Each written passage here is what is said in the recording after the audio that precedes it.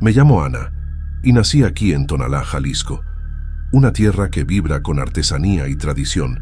Soy ceramista, como lo fueron mi abuela y mi mamá, y paso la mayoría de mis días moldeando barro con las manos, creando piezas que vendo en el famoso mercado de artesanías los jueves y domingos, en el centro de la ciudad. Mi vida es sencilla: despertar temprano, preparar las piezas en el taller de mi casa en la colonia Jalisco y caminar hasta el mercado por la calle Tonaltecas. Siempre he sido práctica, nunca hice caso a cuentos de espantos ni creencias, aunque escuchara a los mayores contar leyendas sobre el mercado. Pensaba que era puro folclore para asustar a los turistas. Vivir en Tonalá es oler el barro fresco en el aire, escuchar el bullicio de las charlas en los puestos y ver los colores de las cerámicas, los textiles y los objetos que llenan las calles. El mercado es un laberinto de vida, con toldos montados en la plaza Sigualpili y las calles alrededor, como la avenida Tonalá, donde todos se encuentran. Por la noche, cuando los puestos empiezan a cerrar, el lugar toma un aire diferente, más tranquilo, casi pesado, con las luces débiles de los postes y el sonido de los pasos resonando en las piedras del pavimento. Nunca me molestó eso, siempre me gustó la calma. Fue un jueves, ya casi al final del día, cuando noté algo extraño.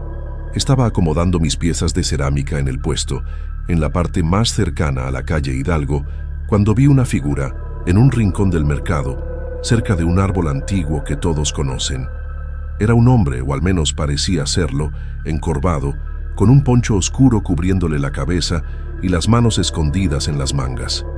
Tenía una pequeña mesa frente a él con algunos objetos que no alcanzaba a distinguir desde lejos. Algo en él me inquietó, como si el aire a su alrededor fuera más frío. Decidí ignorarlo y concentrarme en mi trabajo, pero no podía quitar los ojos de ese rincón. Los otros artesanos a mi alrededor parecían no notarlo, o tal vez evitaban mirar. Una clienta, una señora que siempre compra mis jarras, pasó por mi puesto y siguió de largo, pero vi que hizo la señal de la cruz al pasar cerca de la mesa de ese hombre.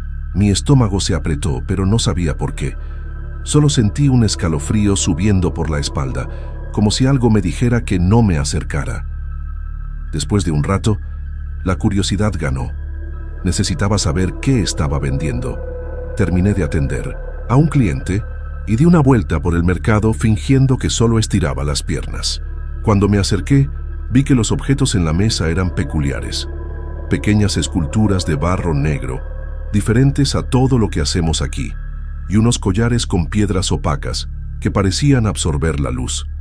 Él no levantó la cabeza, pero sentí que me observaba desde debajo de ese poncho. Intenté entablar conversación, preguntar el precio de uno de los collares, pero su voz era ronca, casi un susurro, y solo dijo: «Es tuyo, si lo quieres». No tenía tono de vendedor, parecía más un desafío. Di un paso atrás, sintiendo el corazón latir más rápido, y regresé a mi puesto sin comprar nada. Pero mientras caminaba, juro que escuché una risa baja detrás de mí, como si supiera algo que yo no. Esa noche, mientras guardaba mis cosas, vi que ya se había ido. No quedó ni rastro de la mesa ni de los objetos, como si nunca hubiera estado ahí. Me sentí aliviada, pero al mismo tiempo intrigada. ¿Quién era ese hombre? ¿Por qué nadie hablaba de él abiertamente? Caminé a casa por la calle Juárez, mirando por encima del hombro, con la sensación de que algo estaba mal sin saber qué. Al llegar a casa, le conté a mi mamá lo que había visto. Se puso seria, algo raro en ella, y me dijo que nunca comprara nada de alguien así en el mercado. Dijo que desde que ella era joven hablaban de una figura que aparecía de vez en cuando, siempre vendiendo cosas malditas.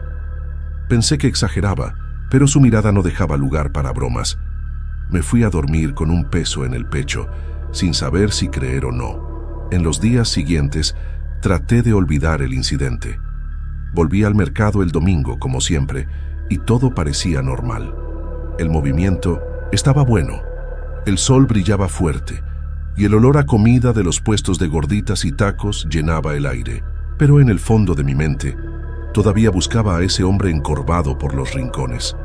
No lo vi, y eso me dio un alivio temporal. Empecé a pensar que tal vez fue solo una impresión, un juego de la luz o del cansancio, pero luego, una semana después, escuché los primeros rumores. Una amiga, Marisol, que vende textiles en la calle Tonaltecas, me contó que una clienta suya había comprado un collar extraño de un vendedor que nunca había visto antes. Pocos días después, la clienta empezó a tener pesadillas horribles, despertando gritando todas las noches. Marisol describió al vendedor, y yo sabía de quién hablaba. Mi sangre se heló.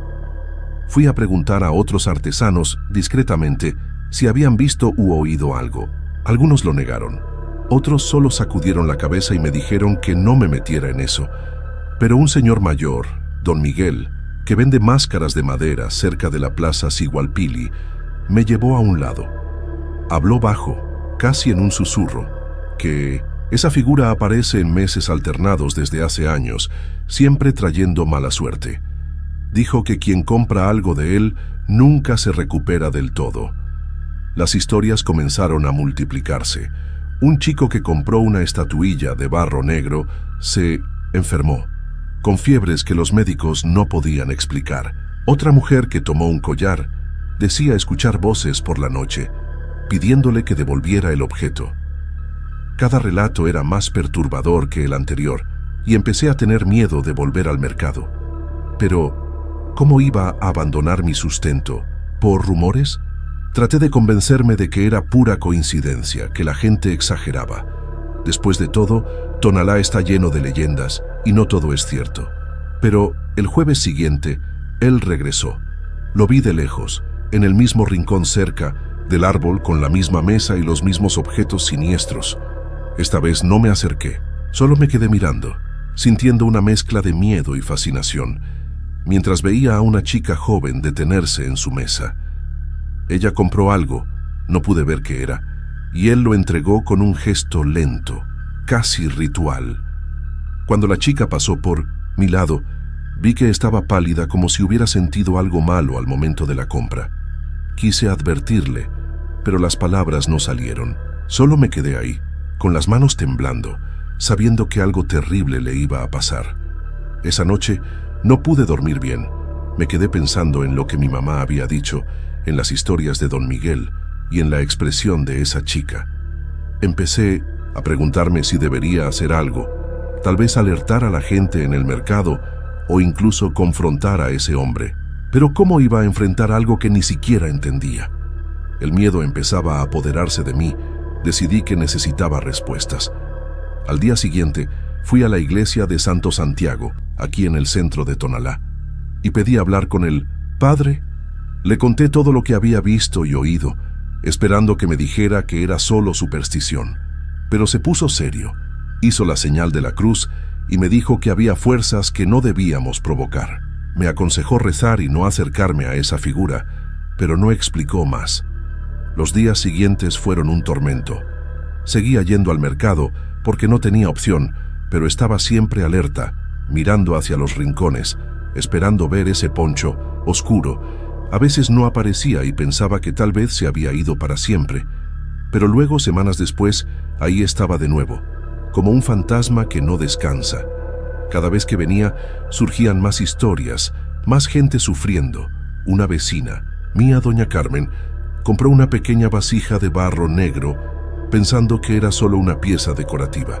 Días después, empezó a tener dolores terribles en el cuerpo, y ningún médico en el hospital de Tonalá pudo descubrir qué era.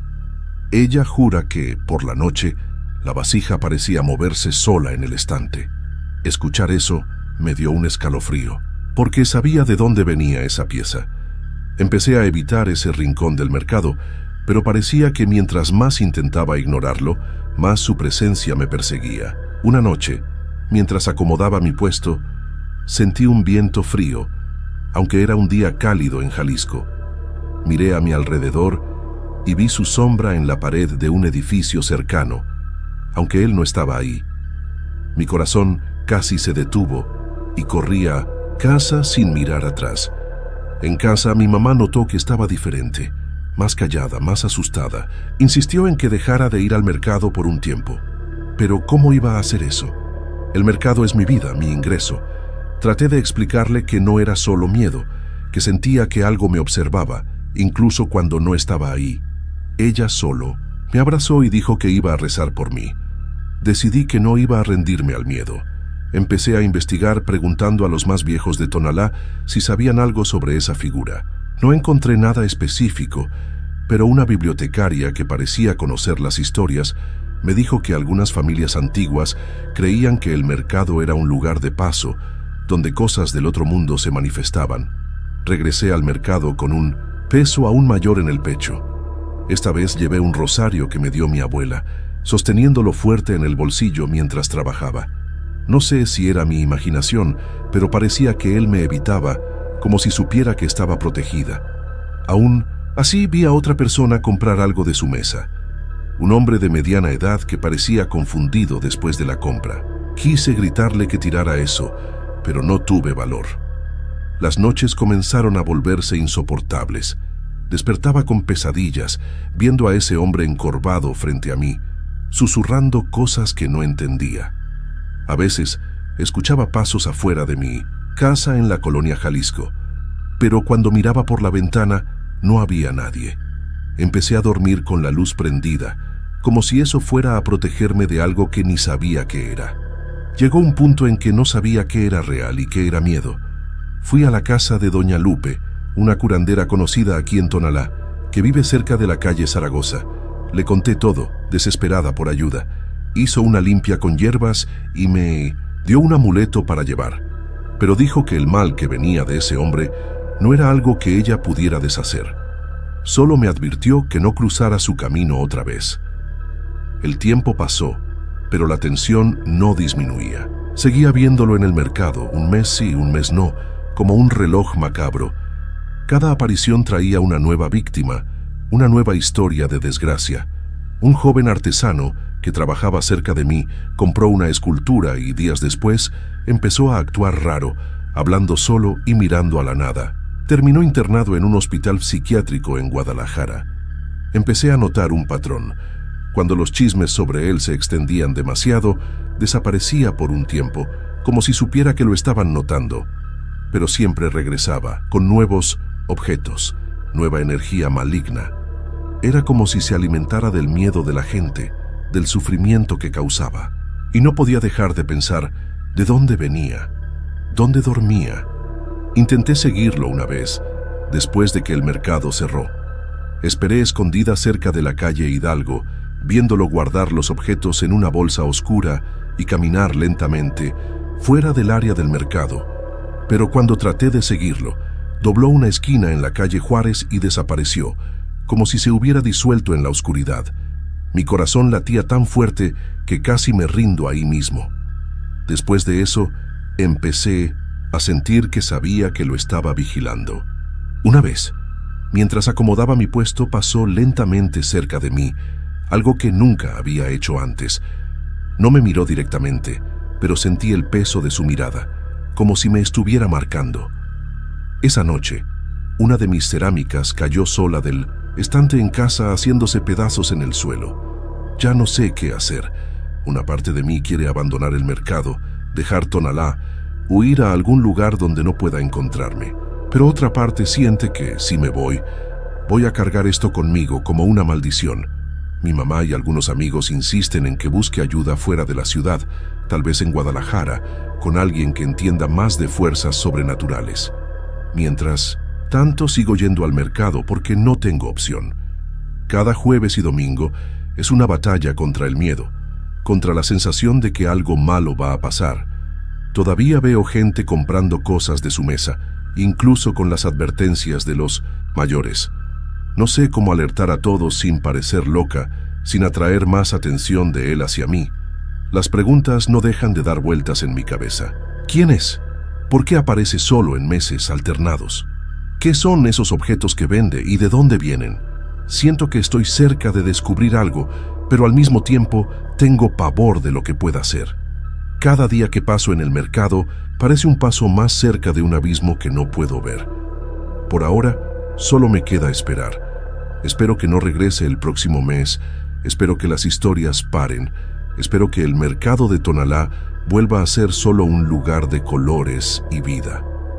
Pero en el fondo sé que va a volver, con nuevos objetos, nuevos horrores, y no sé si podré escapar cuando eso pase.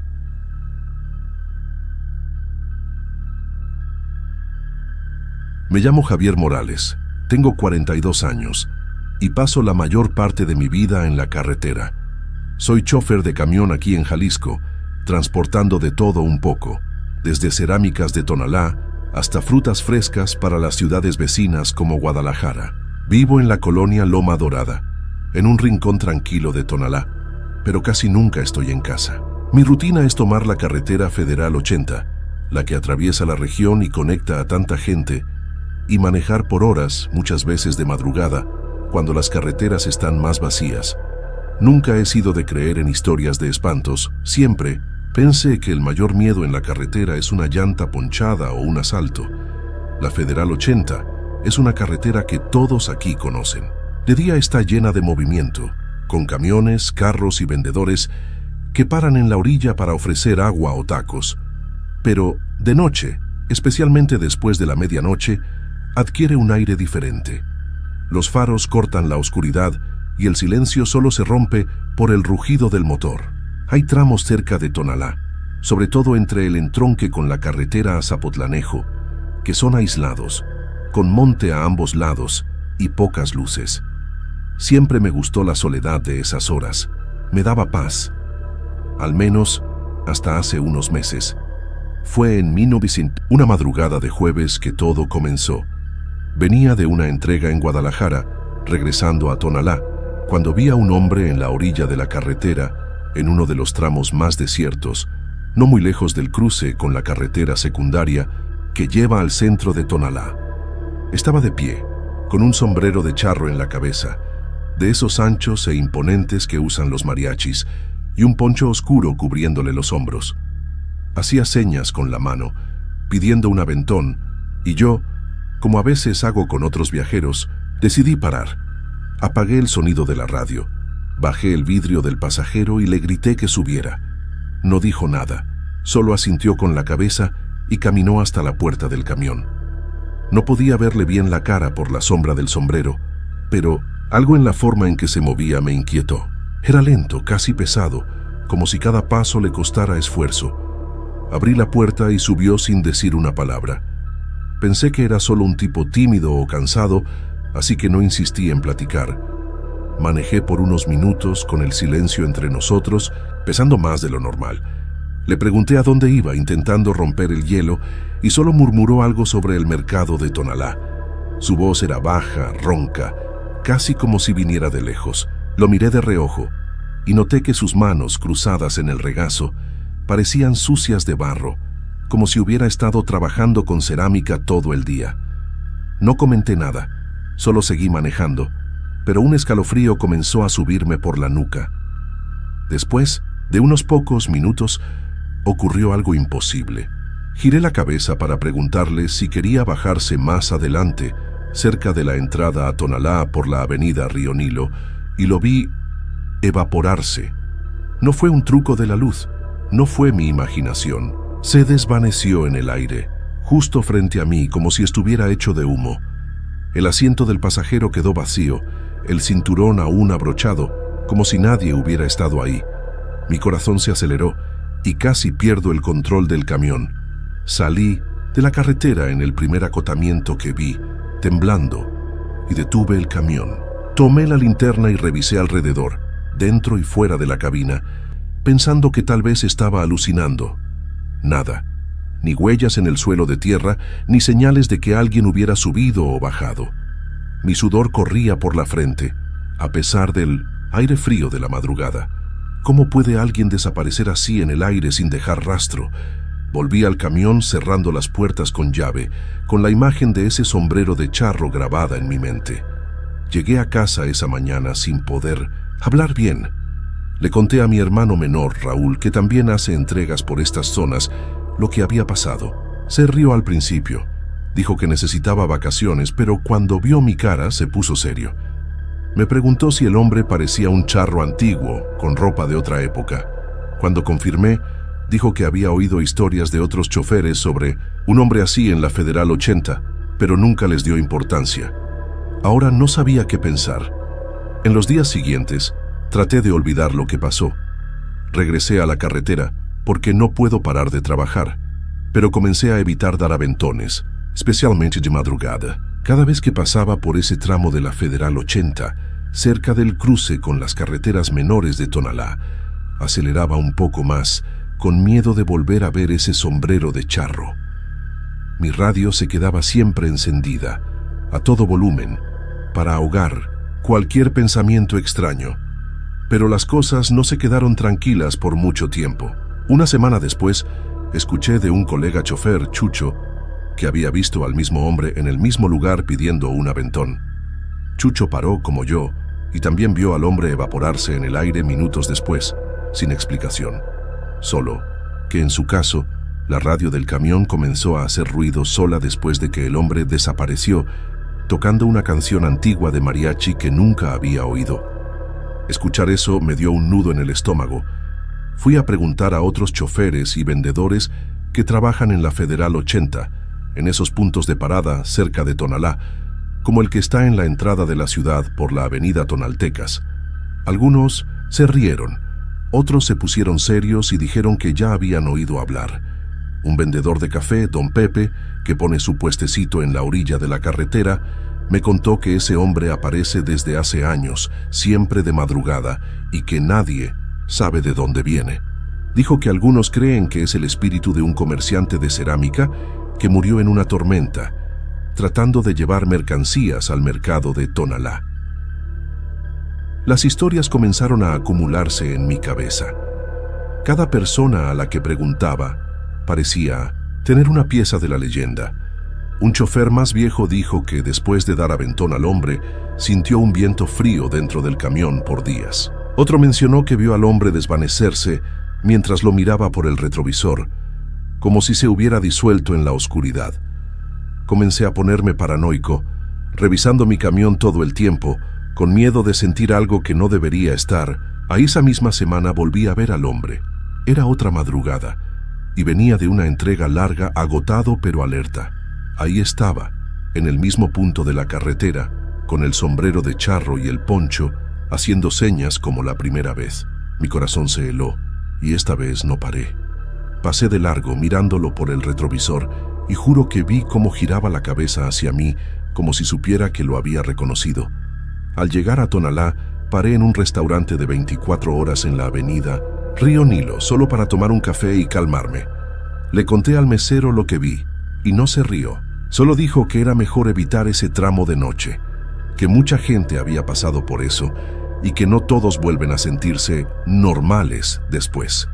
No explicó más, pero su tono me puso aún más nervioso. Esa noche no pude dormir. Me quedé pensando en lo que don Pepe había dicho sobre el comerciante de cerámica muerto en una tormenta. Tonalá es famosa por sus cerámicas y el mercado de artesanías es el corazón de la ciudad. ¿Tendría ese hombre algo que ver con eso? ¿Querría algo de mí o de cualquiera que pasara por ahí? Empecé a sentir que no era solo coincidencia. Decidí que necesitaba saber más. Al día siguiente, fui al centro de Tonalá, cerca de la plaza Sigualpili, donde conozco a algunos artesanos antiguos que trabajan en el mercado los jueves y domingos. Les pregunté si habían oído de un comerciante que murió tratando de entregar mercancías. Una señora, doña Socorro, dijo que sí, que la historia era antigua, de un hombre que perdió todo en una tormenta trágica en la Federal 80. Pero me advirtió que no me metiera en eso, que algunas almas no descansan. Después de esa conversación, comencé a sentir un peso mayor. Seguí trabajando, porque las cuentas no paran, pero cada viaje por la Federal 80 era una tortura. Evitaba ese tramo siempre que podía, tomando rutas alternativas, aunque tardaran más. Pero no siempre era posible, y en una de esas madrugadas, ahí estaba de nuevo en el mismo lugar pidiendo un aventón. No paré, pero sentí un escalofrío en la espalda, como si estuviera más cerca de lo que parecía. Al día siguiente, ocurrió algo peor. Cuando revisé mi camión por la mañana, antes de salir de casa en la colonia Loma Dorada, Sentí un olor extraño a tierra mojada dentro de la cabina. No había nada visible, ni barro ni suciedad, pero el olor no se iba, incluso con las ventanas abiertas.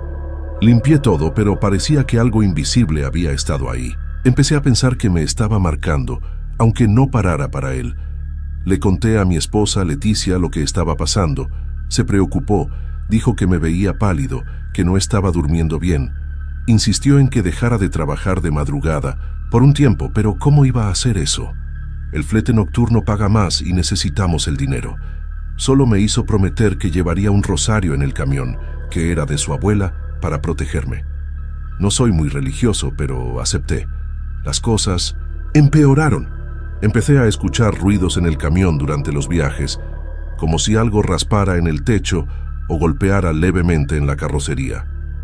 A veces, la radio se encendía sola, con un ruido que parecían voces lejanas. En una de esas noches, mientras pasaba por un tramo aislado de la Federal 80, vi por el retrovisor algo que parecía una sombra en el asiento trasero. Cuando paré para mirar, no había nada, pero mi corazón no se calmó por horas. Fui a ver a un amigo, el padre Esteban, en la iglesia de Santo Santiago, en el centro de Tonalá. Le conté todo, desesperado por alguna explicación o ayuda. Escuchó con atención, hizo la señal de la cruz y dijo que algunas almas se quedan atrapadas por tragedias o asuntos pendientes. Me dio una botellita de agua bendita para llevar en el camión y me dijo que rezara siempre que sintiera algo extraño. Por ahora, sigo en la carretera porque no tengo opción. Llevo el rosario, el agua bendita y el amuleto, pero no sé si eso es suficiente. Cada vez que paso por ese tramo de la Federal 80, rezo para no verlo, pero sé que tarde o temprano estará ahí esperando, con ese sombrero de charro, listo para evaporarse en el aire y dejarme con más preguntas que respuestas.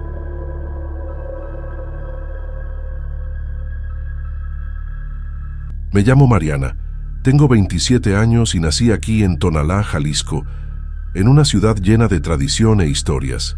Vivo en la colonia Santa Paula, un barrio sencillo, y trabajo en una pequeña tienda de artesanías cerca de la Plaza Sigualpili, vendiendo cerámicas y souvenirs a los turistas que vienen al mercado los jueves y domingos. Soy una persona común. Siempre me ha gustado salir con mis amigos, reír y disfrutar la vida. Nunca creí en cosas sobrenaturales. Pensaba que eran solo cuentos que los mayores inventaban para asustarnos. Pero, después de lo que viví, ya no sé en qué creer. Todo comenzó en una plática tonta entre amigos, en una noche calurosa en el centro de Tonalá, mientras tomábamos unas micheladas en un barcito de la calle Tonaltecas. Éramos 5. Yo, mi mejor amigo Diego, Carla, Luis y Sofía. Hablábamos de la vida, quejándonos del dinero, de las cuentas que no paran de llegar. Alguien, no recuerdo quién, sacó la idea de hacer un ritual para atraer dinero, algo que habían visto en internet. Nos reímos al principio, pero conforme pasó la noche, la idea empezó a parecer seria. Decidimos que lo haríamos en el Cerro de la Reina, una colina famosa aquí en Tonalá, que está en la parte norte de la ciudad, cerca de la colonia Loma Dorada. Es un lugar conocido por las vistas bonitas, pero también por las historias que cuentan los antiguos, de energías extrañas y cosas que no se explican. Quedamos en subir en una noche de luna llena, que, según el video que vimos, era el momento ideal. Pensábamos que sería solo una aventura, una broma entre amigos. No podía estar más equivocada. En la noche acordada, nos encontramos en la base del cerro, llevando linternas, una mochila con cosas que necesitábamos y un celular con las instrucciones guardadas. La luna estaba enorme en el cielo, iluminando el camino de tierra que sube por la colina, lleno de piedras y arbustos secos. El aire estaba pesado, pero creímos que era solo la humedad de la noche. Mientras subíamos, reíamos y hacíamos bromas, intentando ocultar el nerviosismo que, en el fondo, todos sentíamos. Llegamos a la cima después de casi una hora de caminata. El Cerro de la Reina tiene un pequeño llano allá arriba, con una vista increíble de Tonalá, las luces de la ciudad parpadeando abajo. Pero esa noche, algo parecía mal. El viento soplaba más fuerte de lo normal y el silencio era extraño, como si hasta los grillos se hubieran callado. Montamos nuestro pequeño espacio en una esquina, cerca de unas piedras grandes que forman un círculo natural, y comenzamos a preparar lo que habíamos planeado. No voy a contar lo que hicimos, ni los pasos que seguimos. No quiero que nadie intente repetir lo que nosotros hicimos. Solo digo que involucró palabras, gestos y objetos que en ese momento parecían inofensivos. Creíamos que estábamos en control, que era solo un juego. Pero mientras estábamos ahí, en medio de eso, sentí un escalofrío que no tenía nada que ver con el viento. Mi piel se erizó y vi en los ojos de Carla que ella también estaba incómoda. De repente, el aire se volvió más denso, como si algo hubiera cambiado a nuestro alrededor. Un sonido bajo, casi un susurro, comenzó a venir de la nada, como si el propio cerro estuviera hablando. Diego intentó reírse diciendo que era nuestra imaginación, pero nadie le creyó. Terminamos rápido lo que estábamos haciendo, sin completar todo lo que el video indicaba, y decidimos bajar. Mi corazón latía tan fuerte que parecía que iba a explotar, y solo quería salir de ahí. Mientras bajábamos, tropezando con las piedras en la oscuridad, sentí que algo nos observaba. Miré hacia atrás varias veces, pero la luna llena solo mostraba la cima vacía del cerro. Cuando llegamos a la base, cerca de la carretera que lleva a la avenida Río Nilo, todos estábamos callados, sin valor para hablar de lo que sentimos. Nos despedimos rápido, cada uno yendo a su casa, tratando de fingir que no había pasado nada. Pero yo sabía que no era el final. Esa noche no pude dormir. Me quedé en mi cama en la colonia Santa Paula, mirando al techo, con la sensación de que algo había venido conmigo del Cerro de la Reina. Cada vez que cerraba los ojos, veía destellos de cosas que no tenían sentido, sombras moviéndose en la oscuridad, ojos brillando en la penumbra del cerro. Por la mañana mandé mensajes a los demás en el grupo, preguntando si estaban bien. Ninguno lo estaba. Carla fue la primera en hablar. Dijo que despertó a medianoche con la sensación de que alguien estaba en su cuarto, pero cuando prendió la luz no había nadie, solo que el aire parecía helado, aunque la ventana estuviera cerrada. Luis confesó que vio algo en el espejo del baño, un bulto que desapareció cuando se acercó. Diego y Sofía también tenían historias. Él escuchó pasos en su casa vacía y ella vio algo moverse en las cortinas. Comenzamos a darnos cuenta de que no era coincidencia. Traté de convencerme de que era solo el miedo jugando con nosotros, que nos habíamos impresionado con la noche en el cerro. Pero, en el fondo, sabía que era más que eso. Al día siguiente, mientras trabajaba en la tienda cerca de la plaza Sigualpili, no podía concentrarme. Todo el tiempo sentía que veía algo por el rabillo del ojo, una sombra que no estaba ahí cuando giraba la cabeza. Mi corazón se aceleraba sin razón y comencé a evitar lugares oscuros. Fui a encontrarme con los demás en una cafetería en la calle Tonaltecas, necesitando hablar cara a cara. Todos estaban con ojeras, pálidos, como si no hubieran dormido en días. Carla dijo que estaba teniendo sueños con el cerro, pero no quiso contar lo que veía, solo que despertaba gritando. Luis admitió que empezó a evitar espejos, por miedo a lo que pudiera ver. Decidimos que necesitábamos entender qué habíamos hecho, pero nadie quería volver allá arriba. Investigamos sobre el Cerro de la Reina, buscando historias o leyendas locales. Descubrimos que el cerro siempre ha sido considerado un punto de energía por algunas personas aquí en Tonalá, que los antiguos hacían ofrendas ahí para pedir protección. También leímos rumores de que cosas malas les pasaron a quienes jugaron con fuerzas que no entendían. Eso solo empeoró nuestro miedo. Después de eso, las visiones comenzaron a ser más frecuentes. Para mí, era como si viera figuras en el borde de mi visión, siempre borrosas, pero con formas humanas, como si me siguieran. Por las noches escuchaba susurros que no podía entender, como si vinieran del otro lado de la pared. No era solo en mi casa. En el trabajo, en la calle, donde fuera que estuviera, sentía que algo estaba cerca. Algo que no podía ver de verdad. Le conté esto a los demás y estaban pasando por cosas similares. Sofía dijo que veía manos saliendo de la oscuridad en sus sueños, intentando agarrarla. Diego confesó que sentía un peso en los hombros, literalmente, como si algo se sentara sobre él mientras dormía. Todos estábamos aterrados, comenzando a pensar que habíamos abierto algo que no sabíamos cómo cerrar. Decidí hablar con mi abuela, que vive aquí en Tonalá, cerca de la calle Juárez, y siempre ha tenido un pie en las historias antiguas. Le conté lo que pasó, sin entrar en detalles de lo que hicimos en el cerro. Se puso seria, hizo la señal de la cruz y dijo que el Cerro de la Reina no es lugar para jugar, que hay fuerzas ahí que no perdonan a quien las provoca. Me dio un amuleto de protección y me dijo que rezara, pero vi en sus ojos que ni eso iba a resolver todo. Los días siguientes fueron una pesadilla. Las visiones no paraban y parecía que cuanto más hablábamos de eso, peor se ponía. Comencé a evitar estar sola, pero incluso con los demás cerca, no me sentía segura. Una tarde, mientras caminaba por la avenida Tonaltecas, vi una sombra formarse en el suelo, como si alguien estuviera detrás de mí, pero cuando me giré no había nadie. Mi corazón casi se detuvo y corrí a casa sin mirar atrás. Carla llegó a un punto en que ya no salía de su casa. Me llamó llorando, diciendo que las visiones se estaban volviendo más claras, que ahora veía rostros, ojos que la miraban, en la oscuridad. Luis comenzó a tener crisis de ansiedad, pensando que algo lo iba a atrapar en cualquier momento. Diego intentó actuar como si estuviera bien, pero se notaba que estaba al límite, siempre mirando por encima del hombro. Sofía dejó de hablar con nosotros, solo mandaba mensajes cortos diciendo que no aguantaba más. Intenté volver a mi rutina, trabajar en la tienda, hablar con clientes, pero era imposible. Un día, una clienta me preguntó por qué parecía tan asustada y me di cuenta de que ya no podía esconderlo. Comencé a tener miedo de dormir, porque los sueños eran siempre los mismos.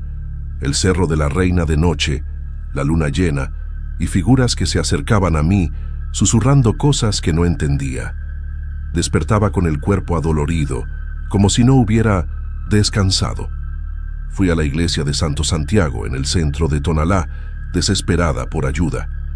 Le conté al padre lo que estaba pasando, sin hablar de los detalles de lo que hicimos. Escuchó en silencio. Hizo la señal de la cruz y me dijo que a veces, cuando se juega con lo desconocido, se abren puertas que no pueden cerrarse fácilmente.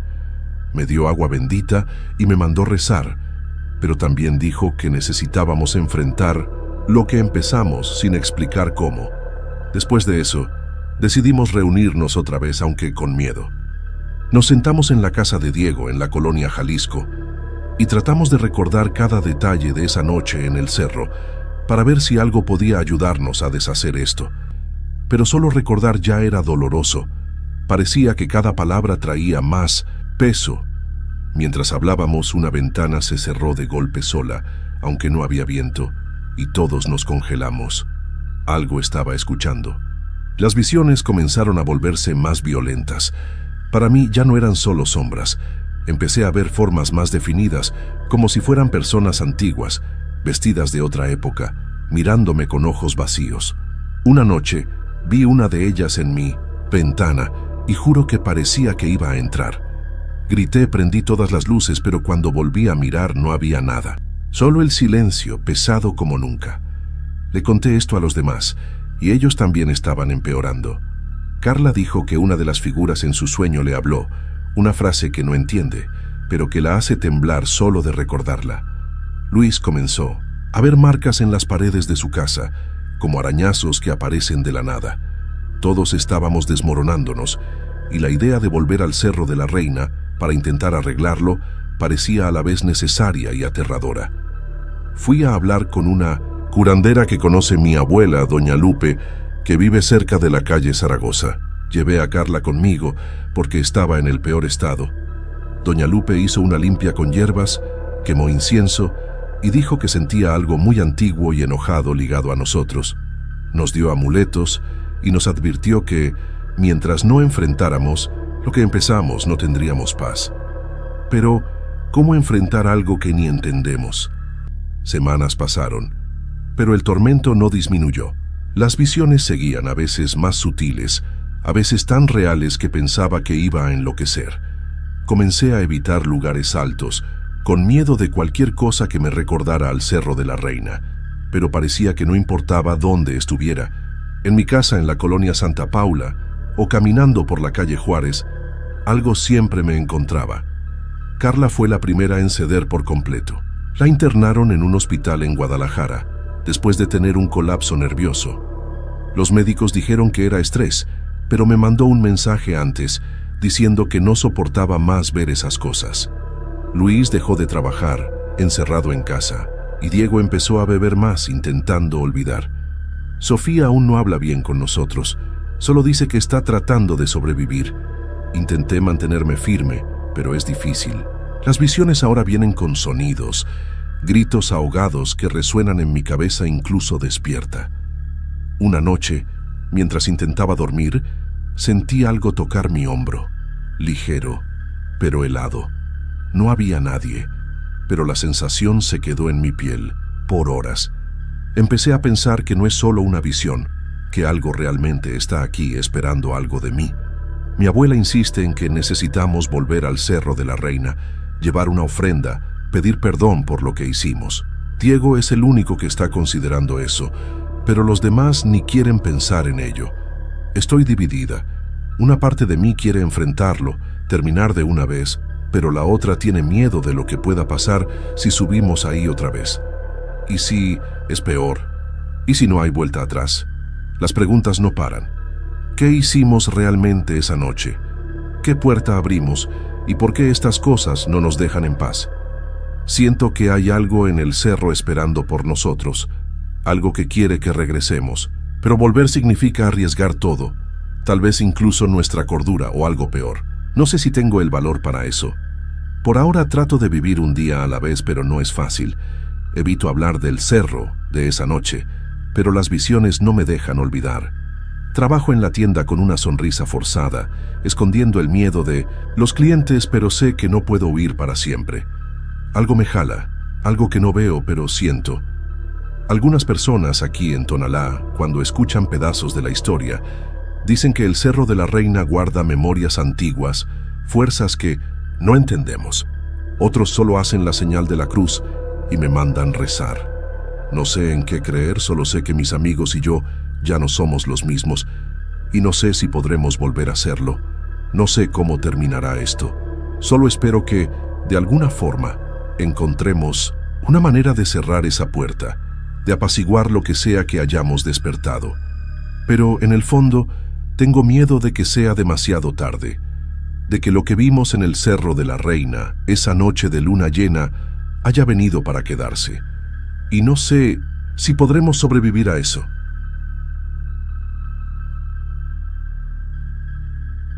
Me llamo Laura, tengo 28 años y soy médica residente en el Hospital General de Tonalá, aquí en Jalisco.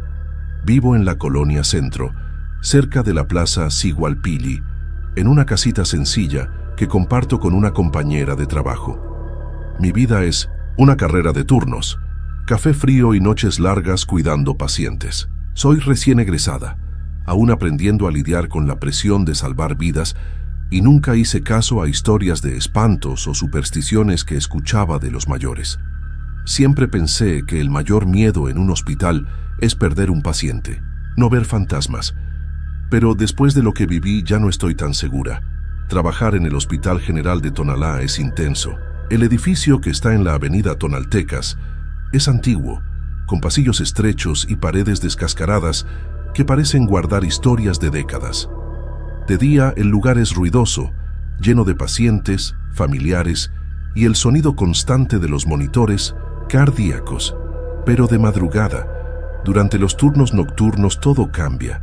Los pasillos se vacían, las luces se atenúan y el silencio solo se rompe por el eco de mis pasos o el pitido distante de alguna máquina. Siempre me gustó la calma de la noche, hasta que se convirtió en mi pesadilla. Fue un miércoles alrededor de las 3 de la mañana cuando ocurrió. Estaba haciendo mi ronda nocturna en el ala de urgencias, un sector que siempre tiene movimiento, pero que a esa hora estaba extrañamente tranquilo. Acababa de revisar a un paciente con fiebre alta cuando pasé por una de las camas en la esquina del ala, donde un cuerpo cubierto por una sábana aguardaba el traslado a la morgue. Era un señor que había fallecido unas horas antes, víctima de complicaciones cardíacas. No pensé mucho, solo anoté algo en el expediente y seguí. Pero, mientras me alejaba, sentí un escalofrío helado subir por mi nuca. No era el aire acondicionado ni el cansancio, era algo diferente, como si alguien me estuviera mirando. Me detuve en medio del pasillo, con el corazón acelerado, y contra mi sentido común, giré la cabeza hacia atrás. Lo que vi me hizo congelarme. Los ojos del muerto estaban abiertos, fijos en mí, brillando bajo la luz tenue del techo. No era imaginación, no era un truco de la luz. Me miraba como si supiera que yo estaba ahí. Di un paso atrás, casi tirando la tabla que sostenía, y parpadeé con fuerza, pensando que estaba alucinando. Cuando volví a mirar, los ojos estaban cerrados, la sábana intacta, como si nada hubiera pasado. Todo mi cuerpo temblaba y sentí un sudor frío correr por mi frente. Corrí hasta la sala de enfermeras que está del otro lado del ala, pero no conté nada en ese momento. ¿Cómo iba a explicar algo así sin parecer loca? Solo pedí un vaso de agua y traté de calmarme. Esa noche no pude concentrarme más. Cada vez que pasaba por un pasillo oscuro o por otra cama, miraba por encima del hombro, con miedo de ver algo que no debería estar ahí. Cuando terminó el turno, al amanecer, fui directo a casa en la colonia Centro, sin siquiera detenerme, a tomar café con los colegas. Me acosté en la cama, pero el sueño no llegó.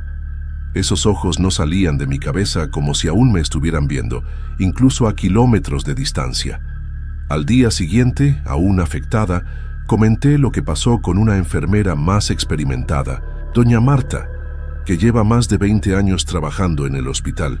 Pensé que se reiría o diría que era cansancio, pero se puso seria. Me llevó a un rincón lejos de los demás y me preguntó en qué ala estaba cuando vi eso. Cuando respondí que en urgencias, hizo la señal de la cruz y dijo que no era la primera vez que algo así sucedía. Mi estómago se apretó. Doña Marta me contó en voz baja que en las últimas semanas otros profesionales habían tenido experiencias similares, siempre en la misma ala, siempre de madrugada. Un médico vio los ojos de un fallecido abiertos mirándolo, y una enfermera jura que escuchó un susurro viniendo de una cama cubierta. Lo más escalofriante, siempre era el último profesional que se quedaba solo en el ala durante la noche. Escuchar eso me hizo sentir un miedo que nunca había sentido antes. No estaba sola en esto, pero eso solo lo hacía más real. Después de esa conversación comencé a obsesionarme. No podía dejar de pensar en lo que vi, ni en las historias que doña Marta contó. Traté de convencerme de que era solo su gestión, que el hospital con sus pasillos viejos y su historia jugaba con nuestra mente. Pero en el fondo sabía que no era solo eso. Comencé a evitar el ala de urgencias en los turnos nocturnos, pidiendo a las colegas que cambiaran de sector conmigo, pero no siempre era posible. En otra noche, unos días después, terminé en urgencias de nuevo. El turno estaba tranquilo, pero me sentía tensa, como si algo fuera a pasar. Cerca de las 2 de la mañana, mientras revisaba los equipos, pasé por otra cama cubierta, un cuerpo que esperaba el traslado. Traté de no mirar directamente, enfocándome en el suelo, pero ese mismo escalofrío regresó más fuerte que antes. Mi instinto gritaba que no girara, pero no pude controlarme. Cuando miré, ahí estaban los ojos abiertos de nuevo, fijos en mí. Era una mujer esta vez, que había fallecido horas antes por un accidente.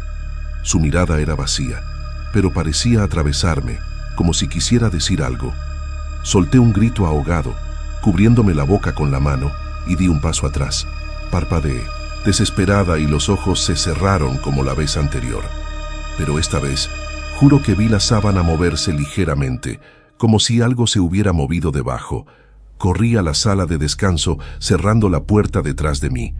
Me quedé ahí por unos minutos tratando de respirar, con el corazón en la boca. Cuando una enfermera tocó a la puerta, preguntando si todo estaba bien, inventé una excusa diciendo que me había sentido mal. No conté lo que vi, pero sabía que no podía ignorarlo más. Eso estaba ocurriendo de nuevo, y yo era el objetivo, por ser la última sola en el ala. Al día siguiente, Busqué a otros colegas que habían pasado por eso.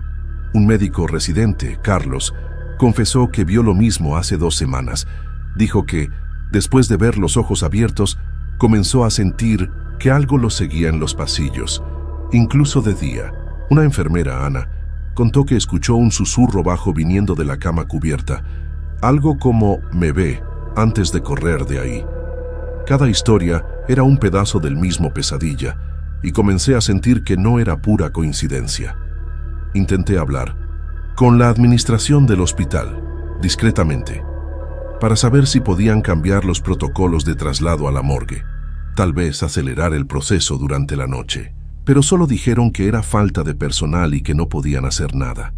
Sentí que nadie lo tomaba en serio, o tal vez no querían admitir que algo estaba mal en el Hospital General de Tonalá. Comencé a volverme paranoica, revisando cada rincón antes de entrar a una sala.